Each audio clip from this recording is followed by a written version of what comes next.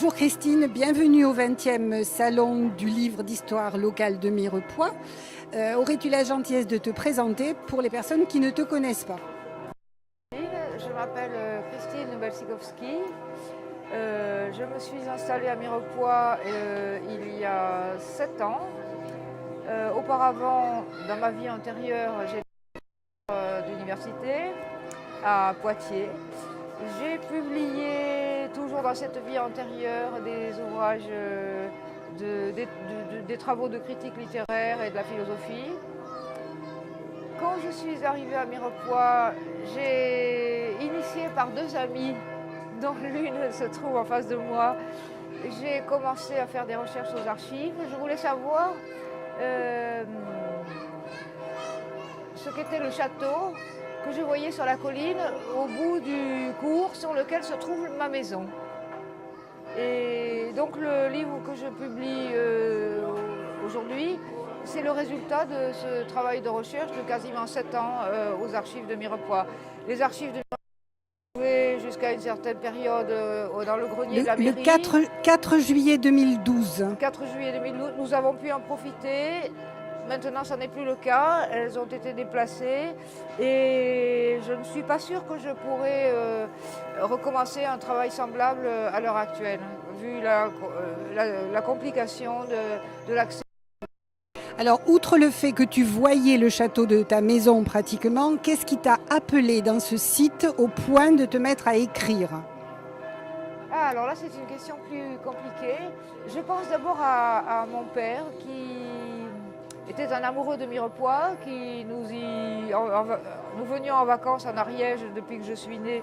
Il nous amenait à Mirepoix 2 fois par semaine au moins. Et il me montrait ce château et il me racontait des histoires bizarres.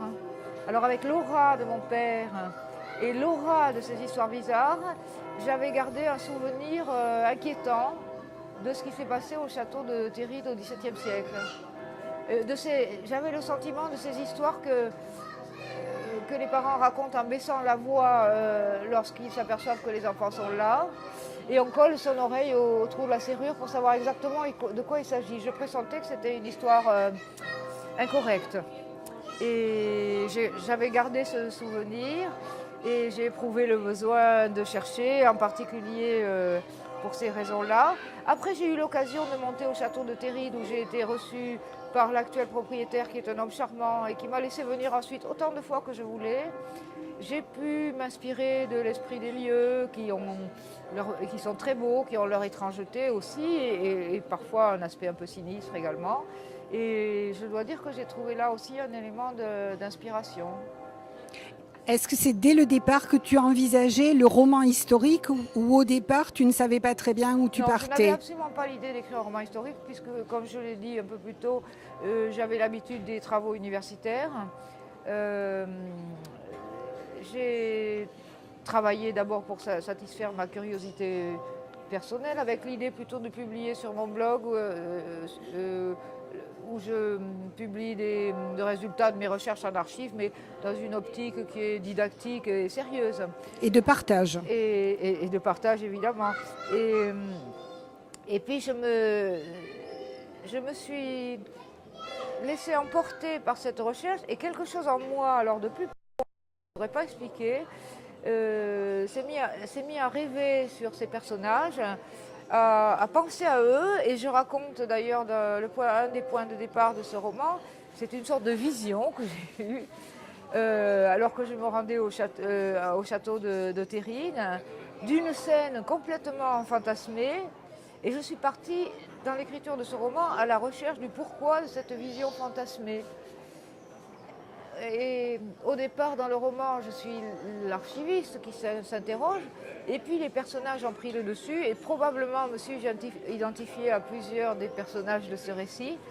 Je ne dirai pas ici lesquels, il y en a plusieurs, au point que la fiction a pris le dessus sur l'histoire, et que l'archiviste s'est trouvé pris au piège de sa propre enquête.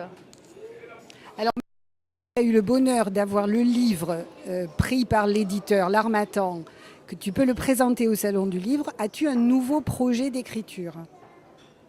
plusieurs projets d'écriture. J'en ai un très très sérieux que je pense consacré à Frédéric Soulier, sur lequel j'ai travaillé également de façon très approfondie depuis 7 ans. C'est un enfant de Mirepoix, puisque sa famille en était originaire, puisqu'il y a vécu son enfance jusqu'à l'âge de 8 ans. Et parce que l'Ariège et Mirepoix l'ont impressionné toute sa vie durant, au point qu'il en parle dans tous ses romans. Donc là, j'ai accumulé une masse de documents très très importante, qui est l'histoire de Frédéric Soulier, en plus est liée à celle du maréchal Clausel et de nombreuses. Donc là, il y a un monument à faire, ça j'y pense. Et après, sur le chapitre du roman, j'ai aussi une idée, mais là, je ne souhaite pas la dévoiler. Tu gardes secret. Je garde mon secret. Merci beaucoup Christine et Avec bonne plaisir. journée.